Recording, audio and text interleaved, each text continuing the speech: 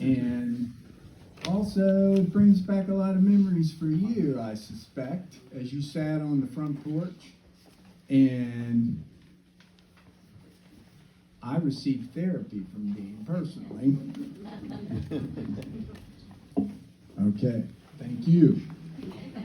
If I appear composed or unemotional, I'm faking it, because this has been rough on all of us, I think. But one thing for sure, I did ask Dean, I said, can you give me a sign, when you get to the other side? Now, he sent us a hurricane. And it could be said that it's Hurricane Ian, but it could be Hurricane Dean also. But a huge thank you to Danielle, who owns this place and came up with the idea of allowing us to be inside. It's not lakeside, but if we wait a couple hours, it might be lakeside. Well, soon after Dean's diagnosis, he said that what many people would ask, I think, which is, nobody's going to care. No one will remember me. I want to be alone up here on the mountain. And I say, ha, you fooled him. You messed him up a little bit there with that. You proved him wrong. And soon after that early declaration of needing solitude, Linda and Silas moved in. Soon after that, people started visiting. Soon after that, Linda and Silas had to keep a calendar and schedule people for visits. So what a great send-off from all of y'all. And it's very heartwarming for us now, and it was for Dean too. And I think as we remember Dean, it's kind of interesting that people came from all over the place. In fact, Uncle Dean was special to the point where we are represented here by the nieces and nephews from the four corners, from Maine, Florida, Washington State, and Los Angeles. So we have everybody covered. And there was some debate among family members about what would Dean want and what do we want. And so we'll try to have a mix of that, but Dean probably wouldn't want any of this. So we're going to remember Dean, and I'm going to start off with an Indian Native American prayer that I found that I think is very suitable for Dean. And I have it written in the program. It goes like this. When I am gone, cry for me a little. Think of me sometimes, but not too much. Think of me now and again, as I was in life at some moment that is pleasant to recall, but not for long. Leave me in peace, and I shall leave you in peace. And while you live, let your thoughts be with the living. Amen. The reason I like that prayer is because Dean had a 2-minute rule where he allowed himself to complain about a problem or his health for only 2 minutes. And then he said, okay, enough about me. Let's move on. But our gathering of spirits here today is going to last more than 2 minutes, although it will be in 2 parts. In the second part, after the intermission, will be a time for sharing, and we'll pass the microphone around. If you have something that you want to say, be thinking about that. The intermission will have refreshments. Over here we have a plethora of items from which to choose. But to start things off, I'd like to read something from Linda. I gathered some thoughts from many of you, and I will do that, particularly in the second half. But Linda wrote something that I thought I had a clear understanding of Dean, but after I read this from Linda, it broadened the picture a little bit, in particular when they were younger. So I'd like to read something that Linda, his older sister, prepared. My brother Dean was 2 years younger than I, so we shared many of the same growing up memories on Old 40-Foot Road in Culpsville, where we went to Methacton Mennonite Church. We played cross the Delaware and kicked the can with the neighbor friends and had relatives close by. Dad taught us to water ski on the Schuylkill River.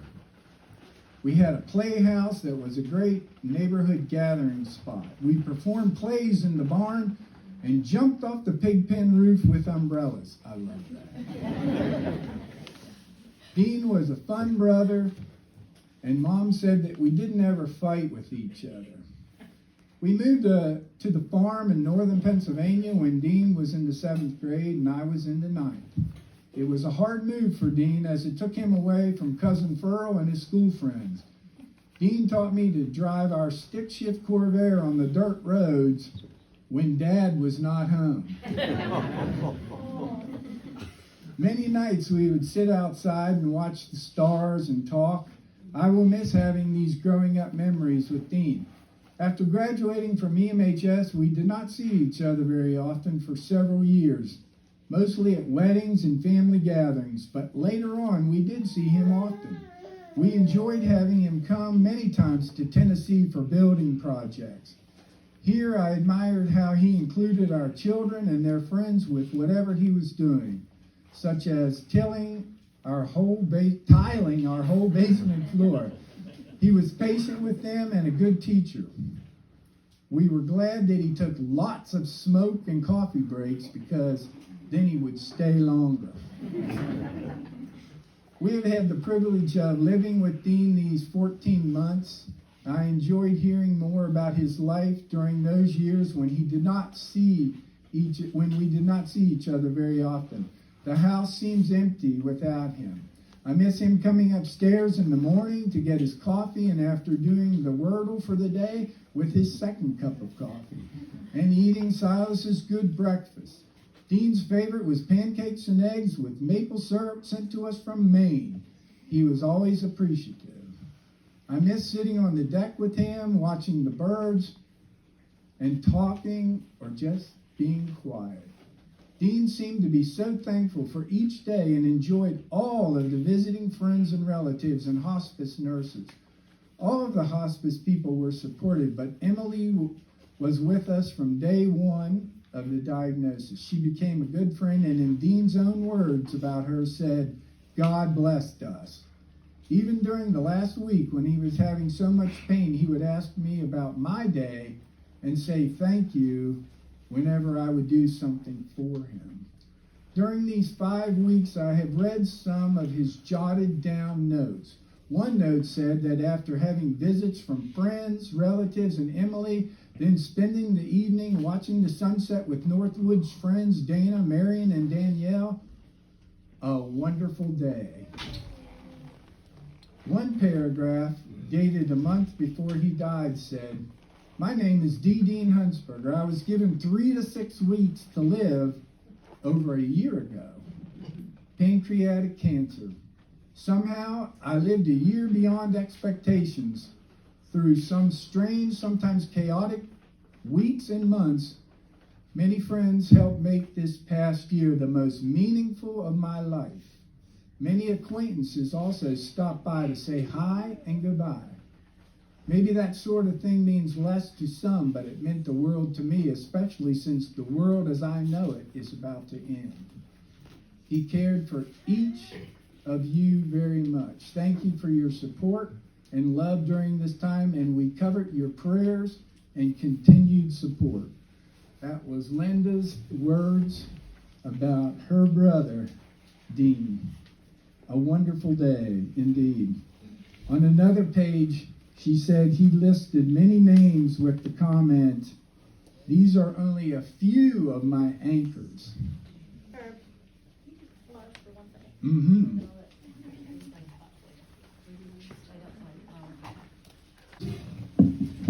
Linda says it all. Maybe we should just go straight to the refreshments now. But one thing for sure, moving in, Linda and Silas, you added months to Dean's life. Now, I've known Dean for nearly 50 years, but some of you have known him for all 68 years. And that's a tribute to him today. Thank you all again for coming. It's been difficult leading up to this moment of closure. I kept reminding myself what Mark told me a few weeks ago. Well, it's a celebration of life, a celebration for a person that we enjoyed. And he made a difference in the world and will not be forgotten. I plucked that off the chat list at the McMullen Funeral Home. Sherry said that. Dean will be missed, and Dean will be remembered for a lot of different reasons, but there were several themes that emerged as I gathered information over the last few weeks. The first and most obvious won't surprise you at all, and as Bev said, his gift of sparkling conversation. Lawrence Souter said the same thing at the Rooster Club. Dana and Marion know because they met with Dean for 30 years at the lake every week. Mark Nestle came out every week. Many of you came by, and I could go through the list, but I know I would leave somebody else. So I'm just going to say thank you to all you all who made a huge difference. I think one of the reasons why we all came out to see Dean and as he presided over this table was that he was very non-judgmental. When we shared our thoughts with him, it was like we opened up. Dean made friends quickly with his keen sense of listening skills, and he would come up to Bethany, West Virginia, where we lived for so long, and he made friends. Some of the friends from Bethany are here today. One of the friends he made was the owner of the general store. So I went to him about a week ago and I said, I'm going to come back in a few days and I want one word to describe Dean. And so I came back and he said, he would always ask me when I would come into the store, how's my best friend Dean? And I said, yeah, pretty good. But then when I came back this time, he said, I have the one word for you, authentic. And that came up a lot of times in the different notes that people sent me. And so Harry Chambers, the owner of the store, since he always called Dean his best friend, I said, hey, can I be your best friend now? And he said, no. He said, no one can replace Dean. And that's exactly right. No one can. So we have Dean as a great conversationalist. We have Dean as an authentic person. And the third sentiment was how many of you all mentioned how he marched to the beat of his own drummer. And so true, so true. So when Dean was initially diagnosed and the medical people gave him a short amount of time, what I mentioned it before, but it's worth mentioning again that with Linda and Silas and the family members from all over the place, friends, that's what kept him going. And it was such a surprise to him, which it shouldn't have been a surprise, but it was. And there was many a day that I would pass Dana, who lives out here on the dirt roads in the middle of the night, and people coming and going. It was quite well, I've never been out here so much in my entire life. But we had to say goodbye to Dean many times because we would go places and think, certainly this is it. And he'd just gone through a bad spell. But to try to identify the persona, the Dean persona, this one time we were headed out to California for a month and a half, and I just knew I wasn't going to see him again. So went down to his dungeon, and we hugged each other and told him what a good friend he was and how I'm gonna miss him. And we hugged, and then there were tears in our eyes, and he put his hand on my shoulder and he said, "Is this the moment where I'm supposed to touch your genitalia?"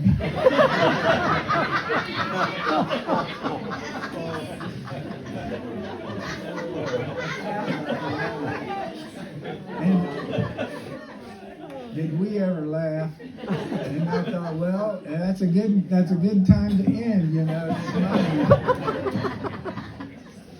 Oh my gosh.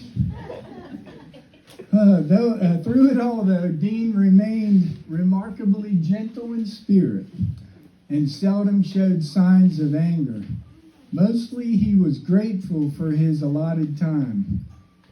And during his 50s, Dean would often say to me, "Oh, I'll be lucky if I make it to 60 years old." So about that time, I went to him and I said, "I know you're supposed to be gone by now, but would you help me build my house?" So for the last 8 years were especially nice for us. With Anita and I and Dean pretty much spent a lot of time together building the house. But yes, he was thoughtful, sensitive, and gentle, and that's why I was so happy when Dennis and Mark and Mike, his friends from school, chose to sing Gentle Shepherd. Now, Dennis and Rachel came down many times from Lidditz, Pennsylvania, and at one point, I know you sang with him, and that meant a lot. And so I'm glad you're here, and if you would sing Gentle Shepherd, I'd love it.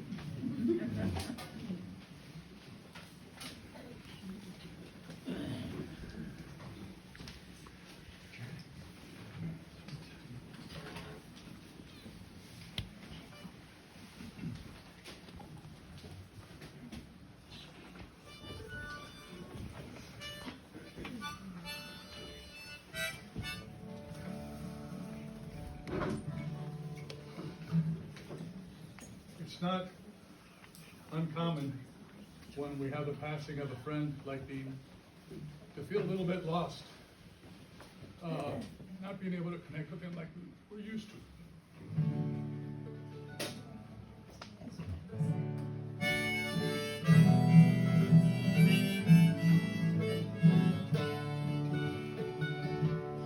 Gentle shepherd, come and lead us, for we need you to help us find our way. Gentle shepherd, come and feed us, for we need your strength from day to day.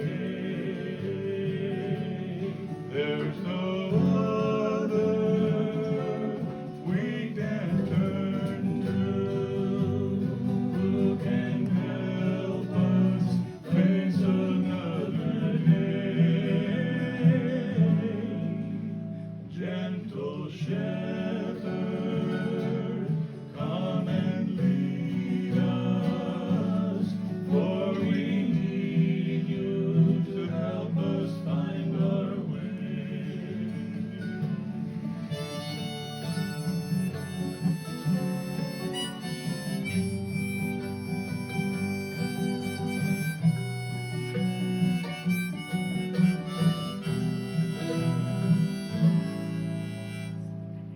Gentle shepherd, come and lead us, for we need you to help us find our way. For we need you to help us find our way.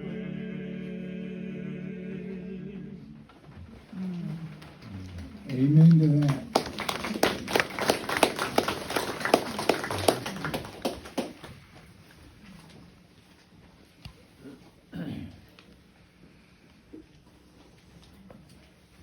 So Dean and I were on a roof and Dean did a lot of roofing projects with us. Usually it was Dean, Anita, me, and Raven, but if it was too steep, my youngest daughter, Raven, she would help us. And she has commented to others that she was glad that no one else heard us up on the roof, that we acted like middle schoolers. But there was something about that conversation again, that on the roof you can let things just fly away because no one else can hear you. But it was sweet. The last roof we did was in March before his diagnosis, and we did it for my daughter Andrew and my daughter Anda and my son-in-law Andrew, and we had a week together on the roof. But it reminded me of a time when we were on this roof in Bethany, and all of a sudden it was the steepest roof. Dean said that about every roof. It's the steepest roof we ever did. And we heard this crack it sounded like gunfire. And we peeled back and we laid our backs on the roof, and Dean looked over at me, and there was smoke coming out of my nail bag. And he said, "Are you alive?" And I said, "Yes." And he said, "Good, because I don't want to finish this roof alone." But it turned out that I had a battery pack in my nail bag, and some nails crossed over, and that was the crack. But for a while, we thought we were goners. But it takes us back to that opening prayer, the part where it says, "And while you live, let your thoughts be with the living," or as he said to me, "Are you alive?" And I think we all need to remember that, and he certainly grew to appreciate every moment, and I think that's what we need to learn from Dean, what he said in his note that I read from Linda's letter. A wonderful day is what we need to seek. Now, Dean's work career extended far beyond construction and roofing, and as a family, we believe that he had more job descriptions than anyone we know. And to the point where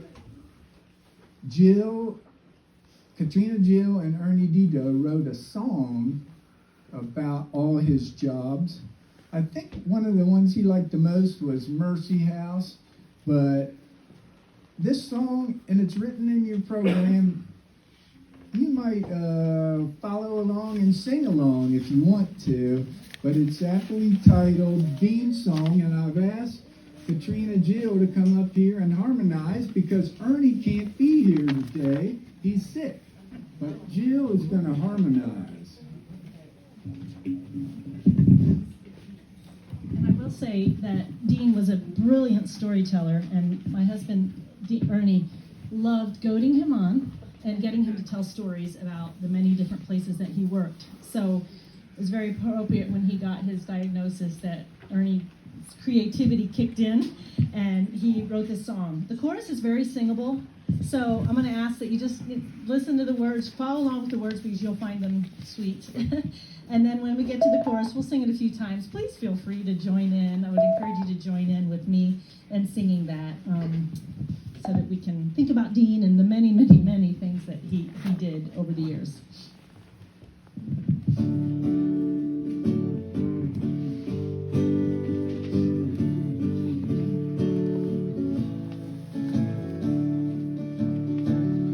Built homes with my hands, loved woods, wild lands, grew corn and sold door to door.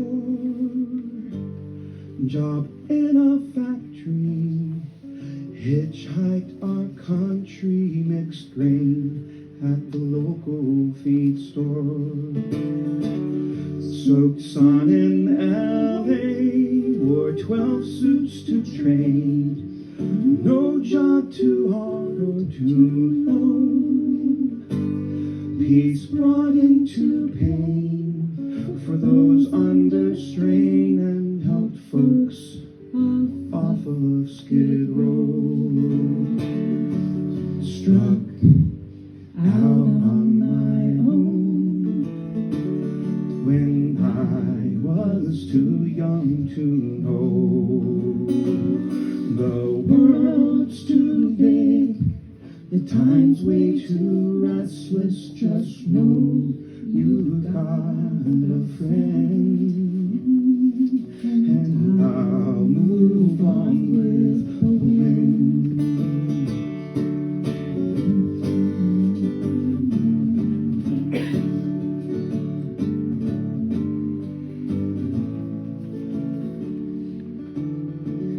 Worked shipyards in salts, put in big tubs, measured mattresses for spring, raised chickens, cows, pigs, homes moved on rigs, and ruled as ski lift king.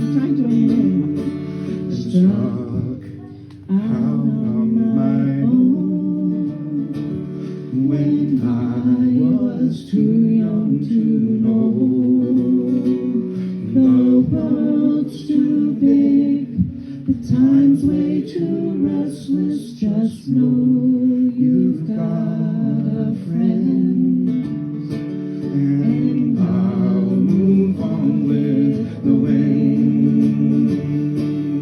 House flipping, food sweeping, pot washing, truck driving, manage the late night hotel, and furniture salesman, roofing repairman, cleaning the places that smell.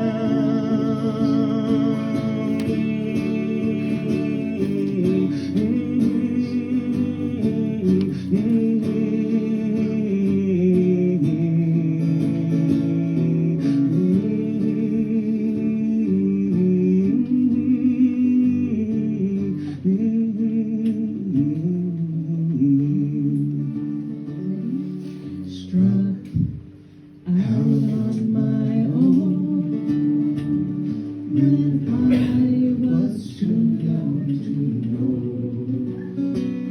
The world's too big, the time's way too restless. Just know you've got a friend, and I'll move on with the wind.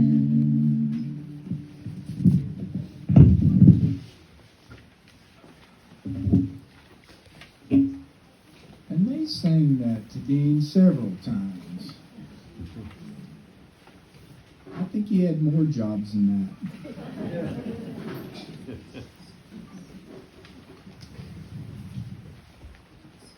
Well, as many of you have done, I'm sure, when you came to talk to Dean, you talked a little bit about death and dying. And I think if cancer gives us one redeeming factor, it gives us time to reflect and say goodbye. One of the things we talked about was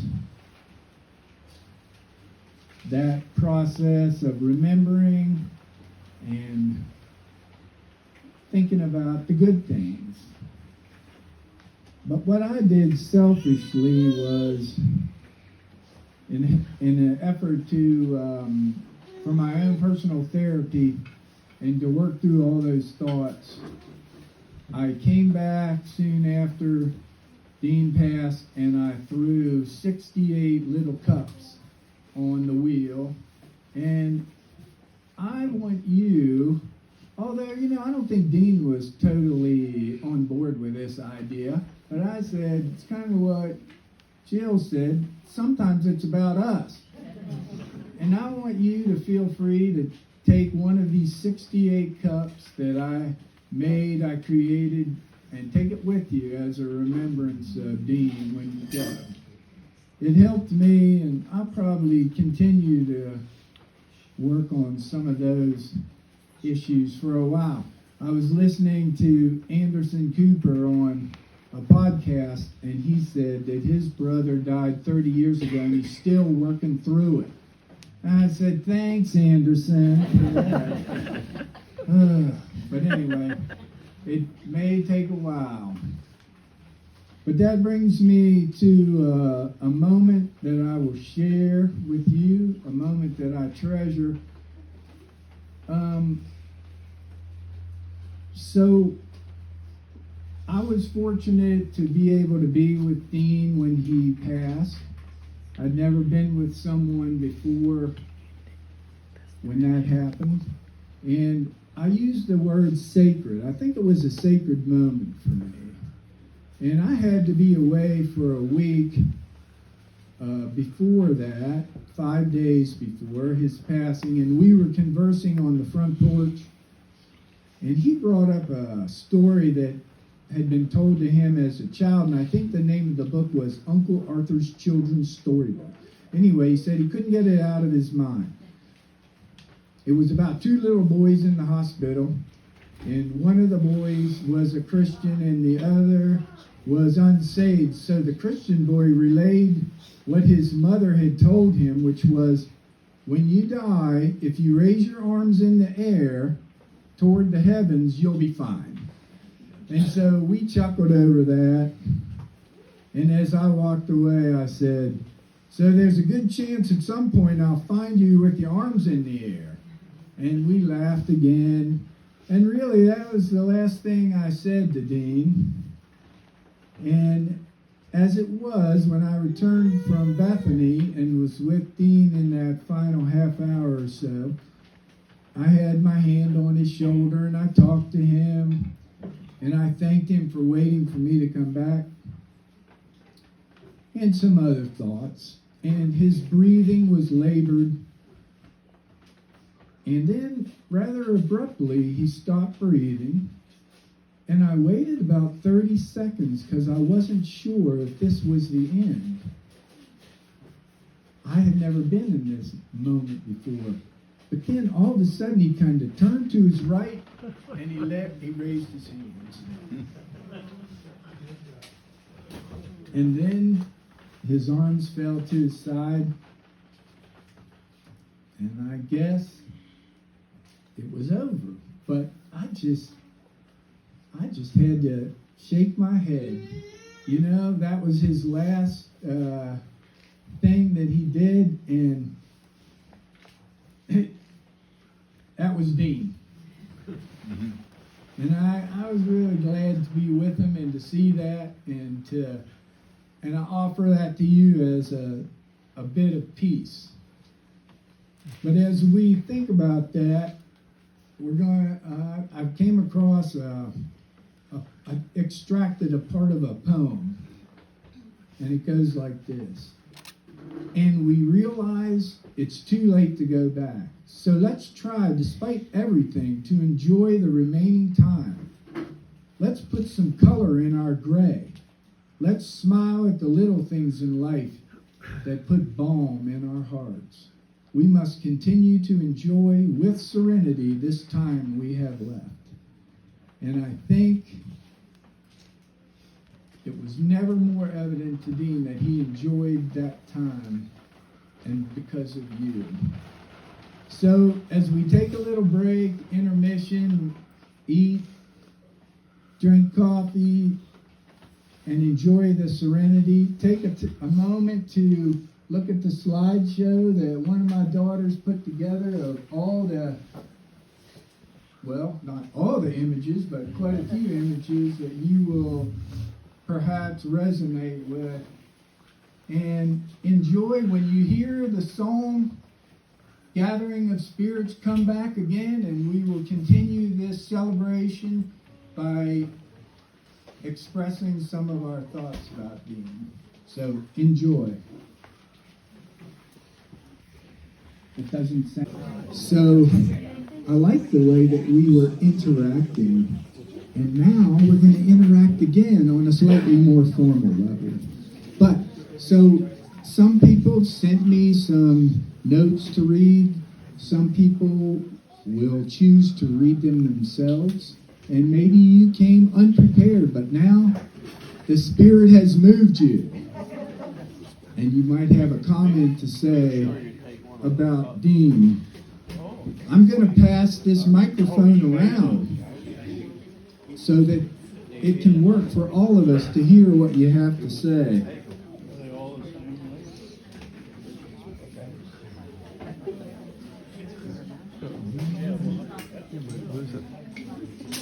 I'd like to start it off with handing the mic over to Mark Nisley, who might have a few comments to say, and then we'll keep passing the mic, and I will supplement as needed.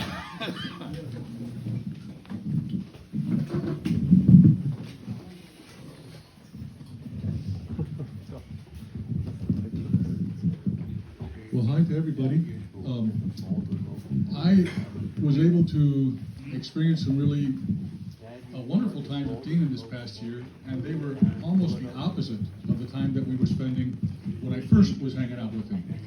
I actually got to know Dean when I first came up from Puerto Rico as a missionary kid. I was 15 years old, and I was in the Eastern Mennonite High School dorm, and so was Dean. And I also got to know Dennis that same summer. He was working on the college house cleaning department. I was also on the house cleaning crew there that summer. But I got to know Dean that first year I was back. That was the year of 1970.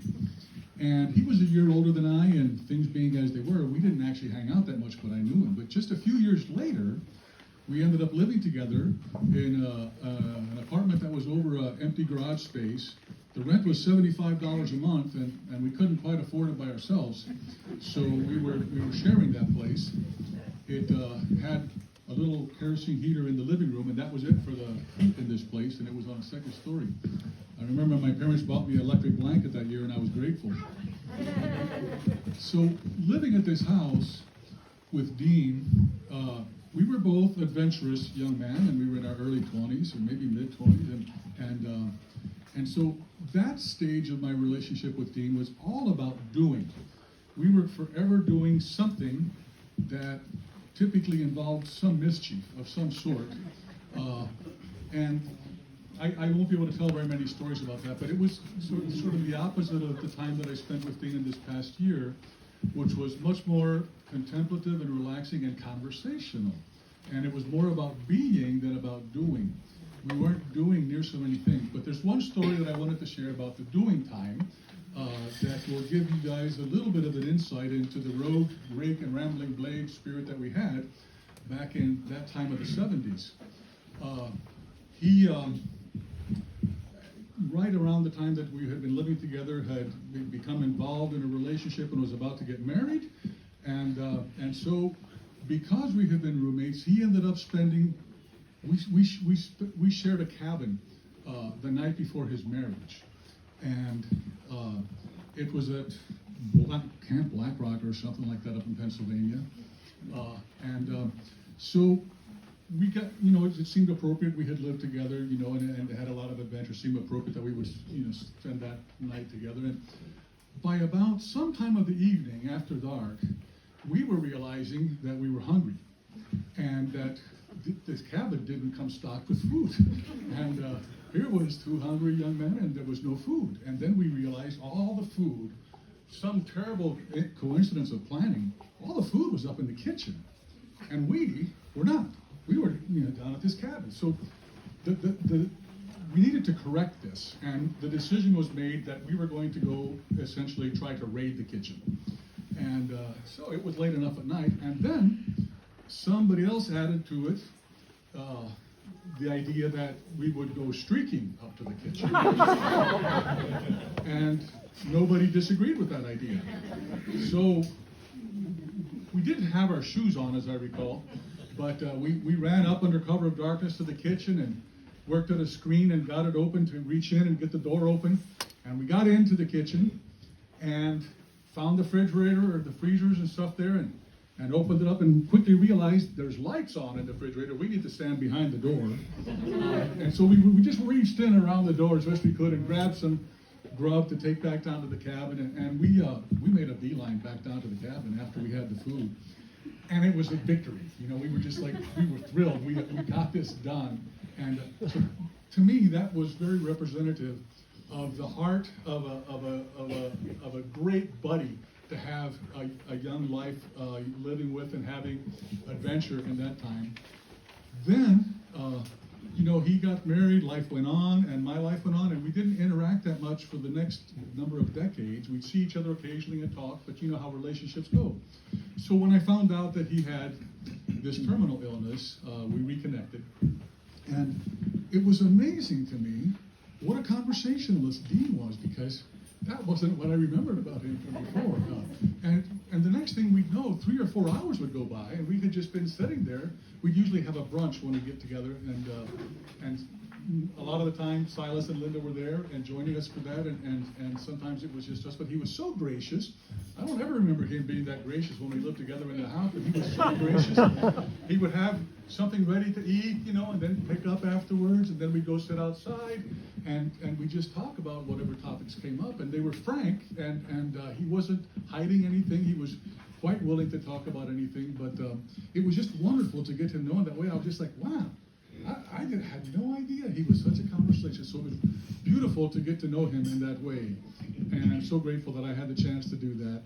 And I second everything that's been said about him so far, that I can affirm that they're true reflections of his character. Yeah. Thank you, Mark. I'll read one.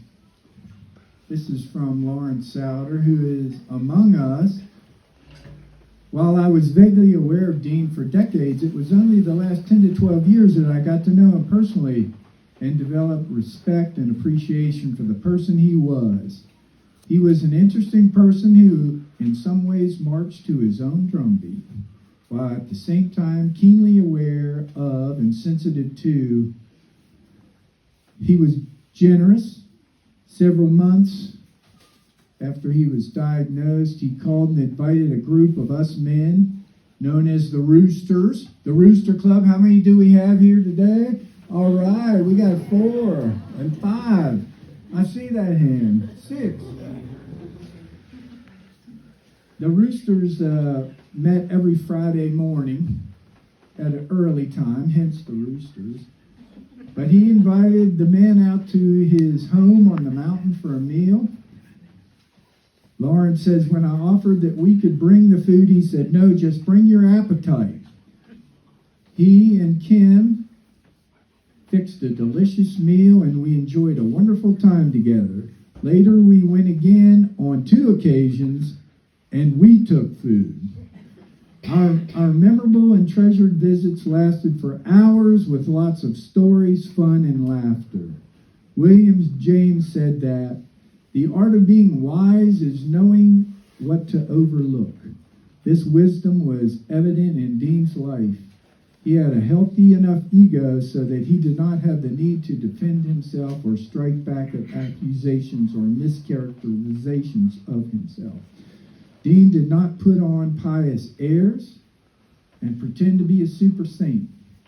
There was a genuine and transparent quality about him. Benedictine sister Joan Chitlister said, the fruit of self-knowledge is kindness. Broken ourselves, we bind tenderly the wounds of the other. I believe Dean knew something about wounds and brokenness, and he also knew about experiencing grace. He was not judgmental, but rather accepting and caring, and showed grace in genuine care for others. Thanks, Dean, for being an authentic, caring, and interesting friend. Those words come back again.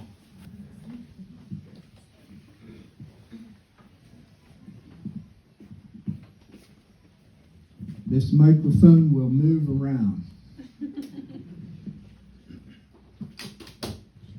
It's got wheels.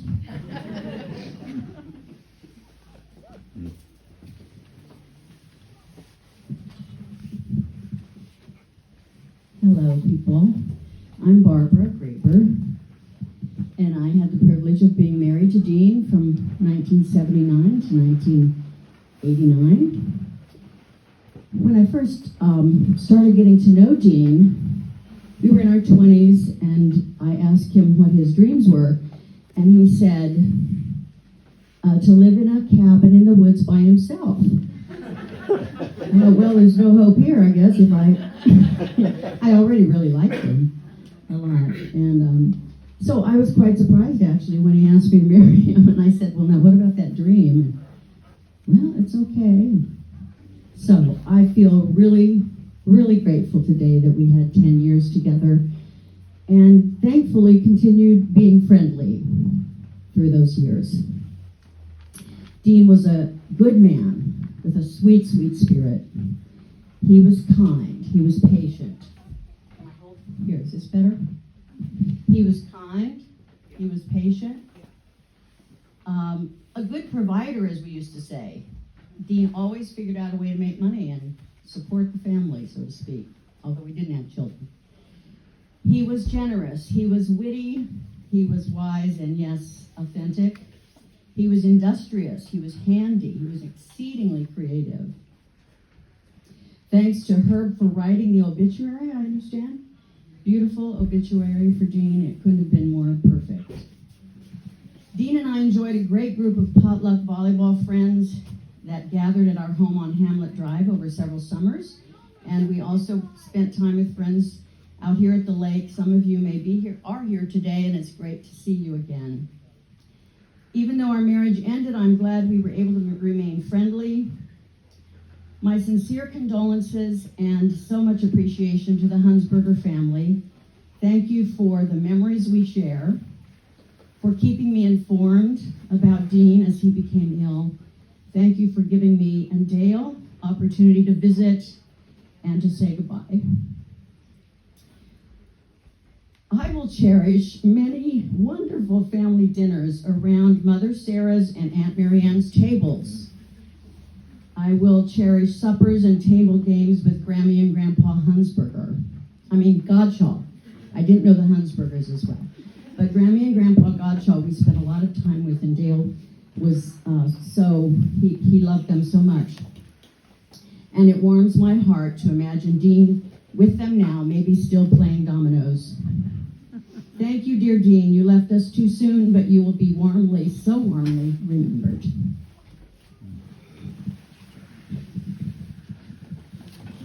Thanks, Barb.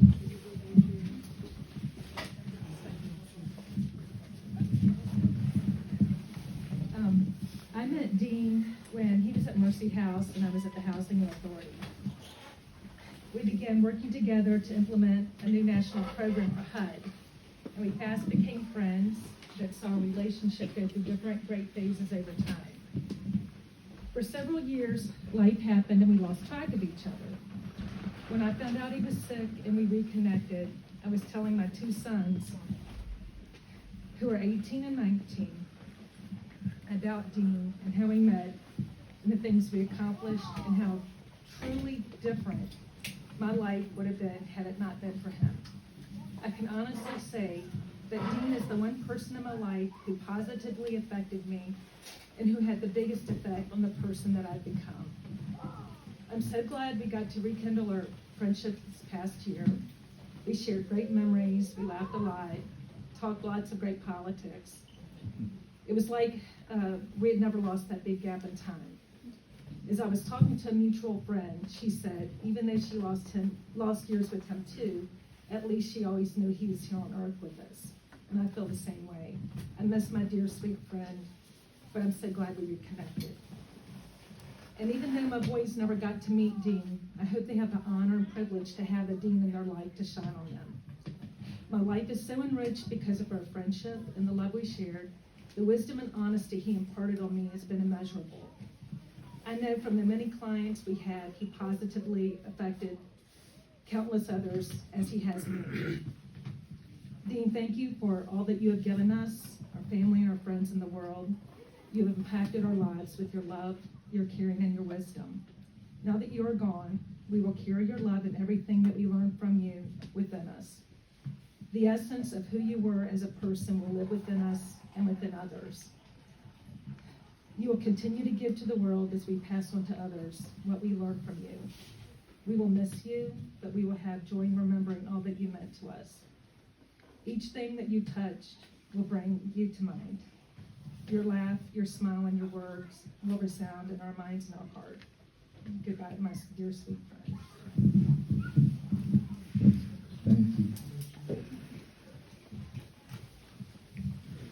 feel like we need a song, Dennis.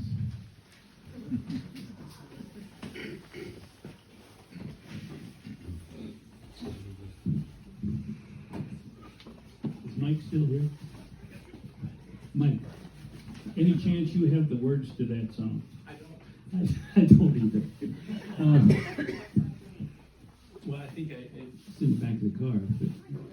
But, okay, anyway, we came down several times to visit Dean in his cabin, and the second time I came down, I was by myself, and he invited me to have breakfast with him, and he had made me a whole breakfast, and he had this, I think it was maybe a cassette deck. He had it queued up to a song that he said reminded him of me, and this was a song I knew, but I didn't remember ever having sung it. but it was it felt like he really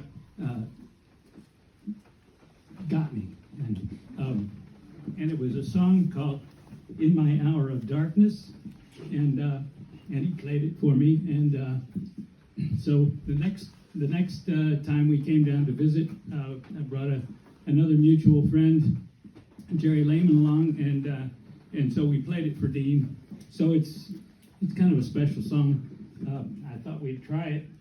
Mike and I tried it last night, and Mark had already gone home, so we might all try to wing it together if my wife gets the lyrics, or maybe.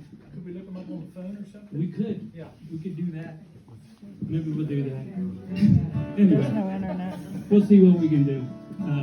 But Dean was a great friend, and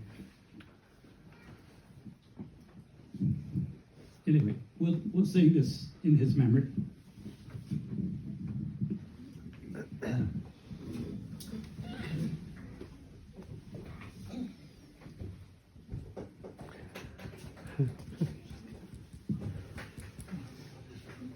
Here she comes.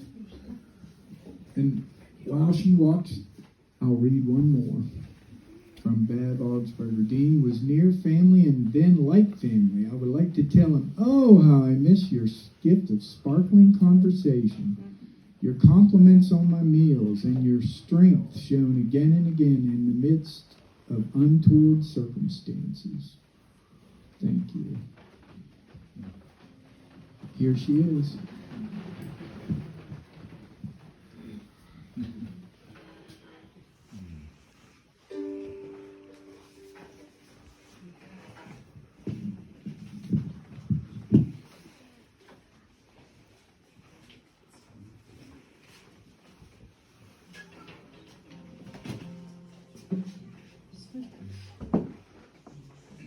I haven't practiced this with them, so if there's any sour notes, it's probably me.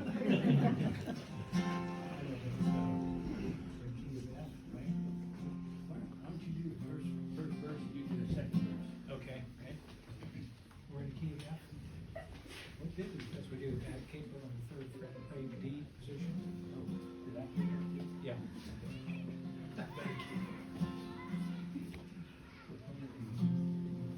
But you're gonna do a, Playing it out? Yeah. but you're gonna do a chorus first, right? Chorus first.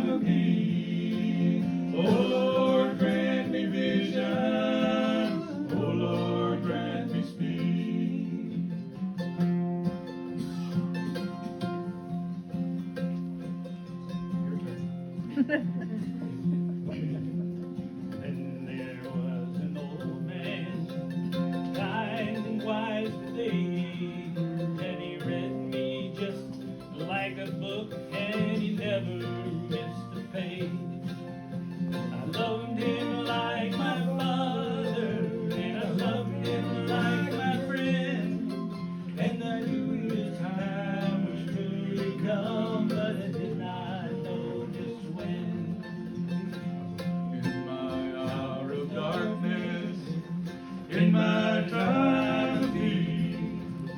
Oh Lord, grant me vision. Oh Lord, grant me speed. Oh Lord, grant me vision. Oh Lord, grant me speed.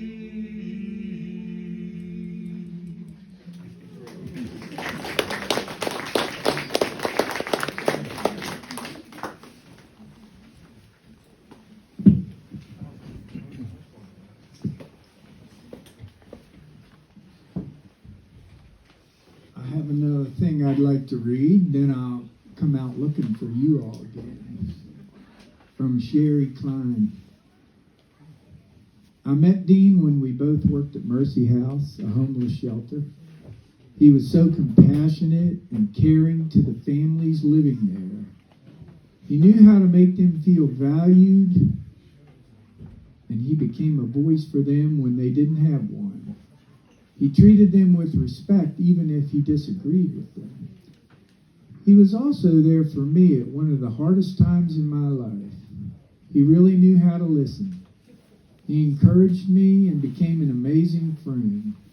He had a way to make you look at things differently, and he could make you smile when you thought you couldn't. It seemed at times that Dean was a loner, but I do not believe that he was. He was a people person, and I think this last year of his life, when he was sick, proved that. Many times he told me how touched he was by all the people who visited him and showed him they cared about him. Before he died, Dean sent me this text. I believe the gift of life is what God intended and to be lived with enjoyment, responsibility, caring for others, and doing the best we can. I will forever be grateful for the time I spent with Dean. I pray that he is no longer in pain and is now truly living. He will be missed. Sherry said, I don't think I can get through that. Now, here I'm having a hard time myself.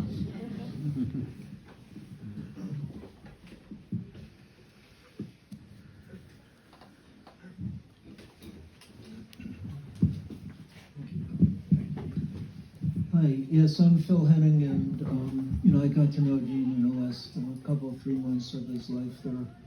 And first I got to know Dawn, and Sarah, and then Anita, and Jill, and then Kim, and it was just a wonderful experience to get to know the family.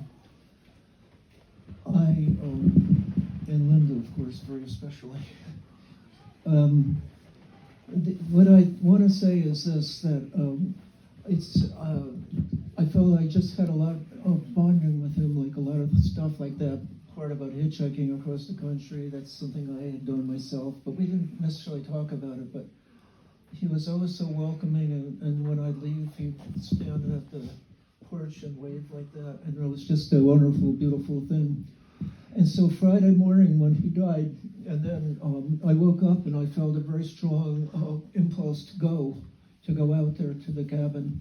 And so Linda and I, and there was a third person on the porch there, we talked, and we kind of looked at the TV thing that showed him, and then it seemed time for me to go down. And I spent some of the most beautiful hours of my life and the most powerful spiritually.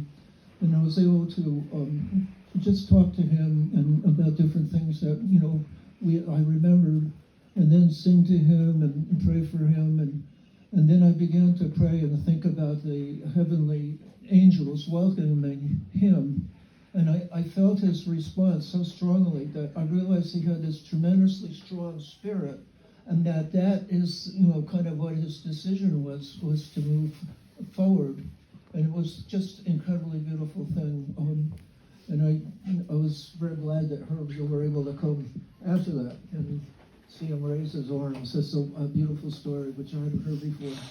So thank you very much, and I'm very privileged to have known him and to hear all these wonderful memories. Thanks, Phil. among the family members, we call you his Pastor Phil. Yeah, right. No, that was beautiful that you got to spend time It's like very that. special.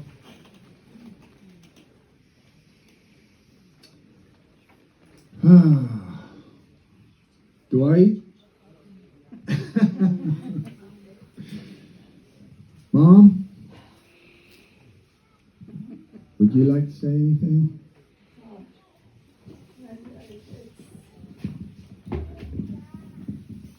I guess it's a pleasing thing for a mother to hear all the good things about Dean. He always was very helpful in the house with me, and he would help me do anything. We didn't have much disagreements, but we were always good to be together.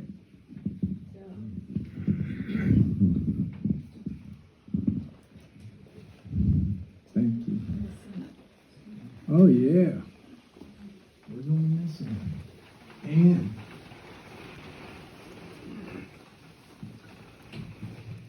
My name is Ann Juarez, and I met Dean when he had just married Barb and moved into the neighborhood off of, well, I guess Hamlet was the name of the street that she lived on. And Rick and I were renting a little house on the same street, and a couple houses down there had been an old order Mennonite woman that had been living in that house. And I had no lady, I think she probably moved into BMRC, and I heard that a Mennonite couple was moving in, and I was like, oh, great. Okay, they're going to be a lot of fun. So lo and behold, it's Barb and Dean, and it totally opened my eyes as to like the vagaries of Mennonites. Like, they're not all the same, and these people were like filled with life and fun, and Rick and Dean became very, very good friends. My husband, we became very close. Spent many, many hours playing backgammon, talking. They went to Costa Rica together. Dean was the general contractor for the house that we built out in Broadway. And they had many, many years of fun together. And I loved Dean because I was so comfortable around him. He was so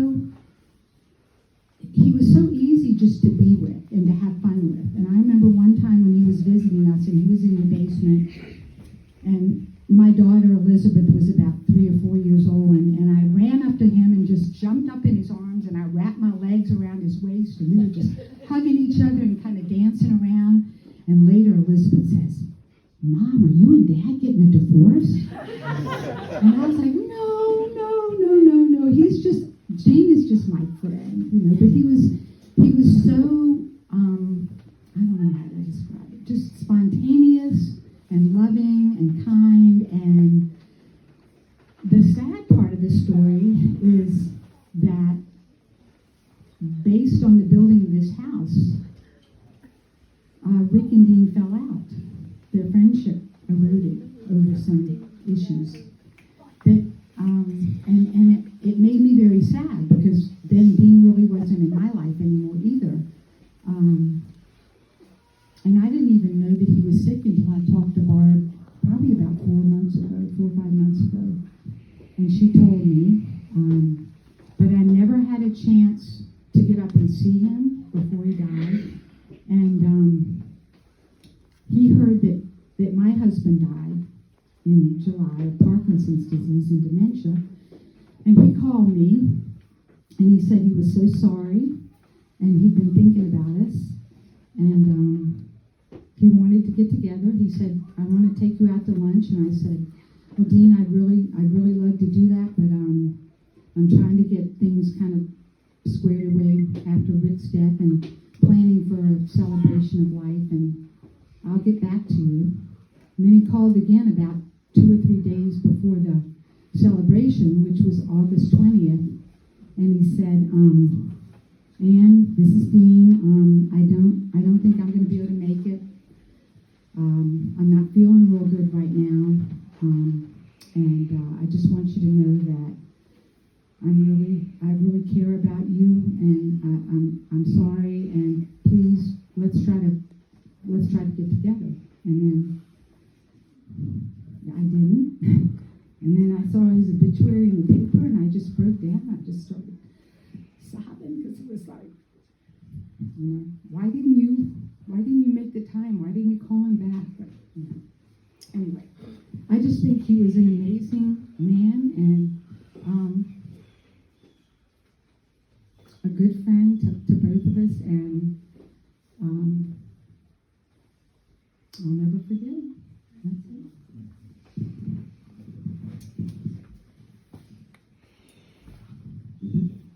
Thanks, Ann.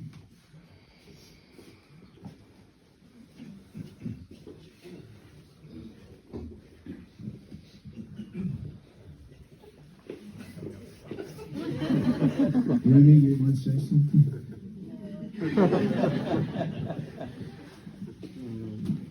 Well, it's really nice to have these remembrances, and as Anderson Cooper told me personally, they're going to last for 30 years at least.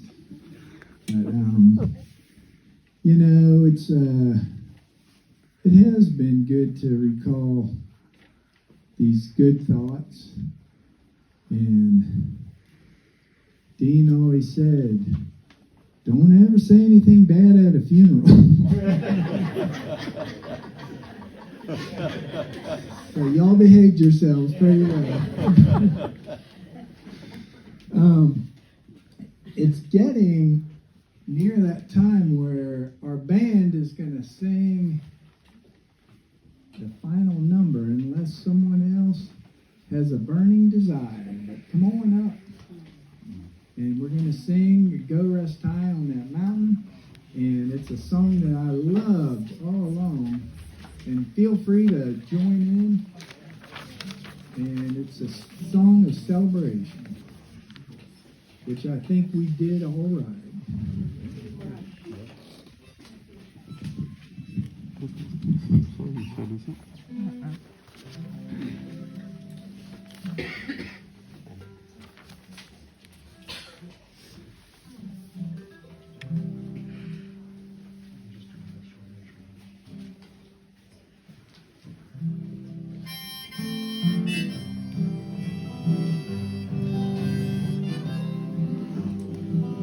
I know your life on earth's trouble. Only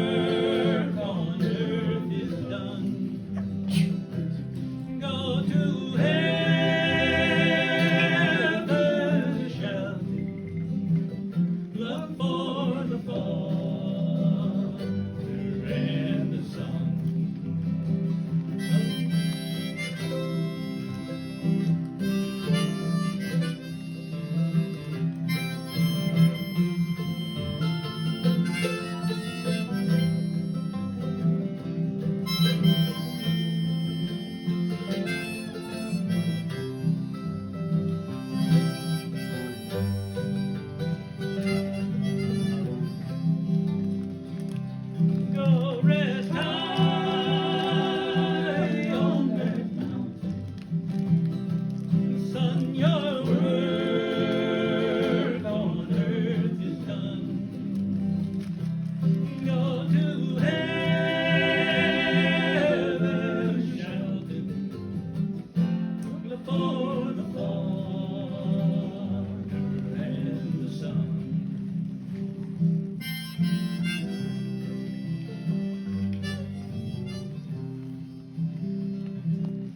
Love for the Father and the Son.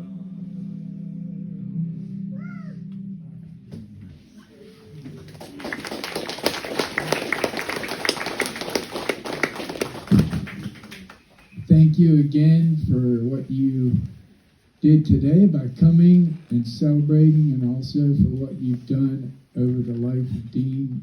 Feel free to stick around, converse, sparkling conversation we recommend.